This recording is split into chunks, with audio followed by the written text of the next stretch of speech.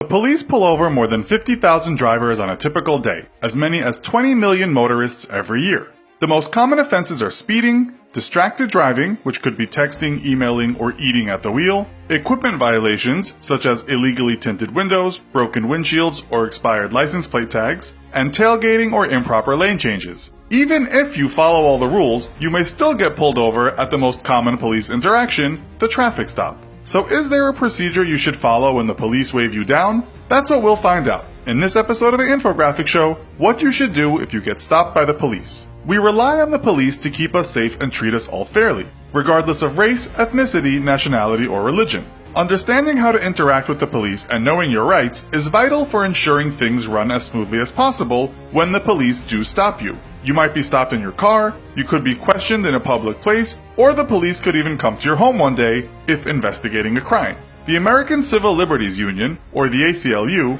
is a non-profit organization whose mission is to defend and preserve the individual rights and liberties guaranteed to every person in this country by the Constitution and laws of the United States. Let's see what they can tell us. But before we look at what you should do in different scenarios, let's first look at the rights Americans have when interacting with the police. Number 1, you have the right to remain silent. If you wish to exercise that right, say so out loud.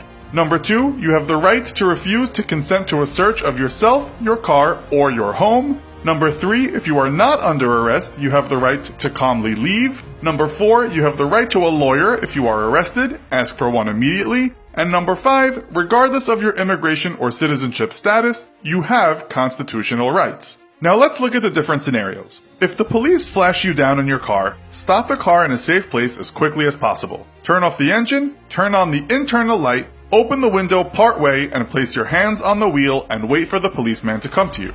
If you're asked to give your name, you should provide it. If you're asked for your driver's license, registration, and proof of insurance, you should provide it. You should say nothing more to the police other than asking whether or not you are free to leave. If a police officer asks to look inside your car, you can refuse to consent to the search. But if the police believe your car contains evidence of a crime, your car can be searched without your consent. And as we mentioned with your rights, both the driver and passengers have the right to remain silent. If you are a passenger, you can ask if you are free to leave. If the officer says yes, sit silently or calmly leave. Even if the officer says no, you still have the right to remain silent. What about if the police stop you in public for questioning?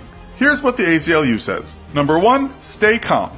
Don't run. Don't argue, resist, or obstruct the police, even if you are innocent or police are violating your rights. Keep your hands where police can see them. Number 2, ask if you are free to leave. If the officer says yes, calmly and silently walk away. If you are under arrest, you have a right to know why. Number 3, you have the right to remain silent and cannot be punished for refusing to answer questions. If you wish to remain silent, tell the officer out loud. In some states, you must give your name if asked to identify yourself. Number 4, you do not have to consent to a search of yourself or your belongings, but police may pat down your clothing if they suspect a weapon. You should not physically resist, but you do have the right to refuse consent for any further search. If you do consent, it can affect you later in court. If the police come to your home, you do not have to let them in unless they have certain kinds of warrants. Ask the officer to slip the warrant under the door or hold it up to the window so you can inspect it. A search warrant allows police to enter the address listed on the warrant, but officers can only search the specific areas and for the specific items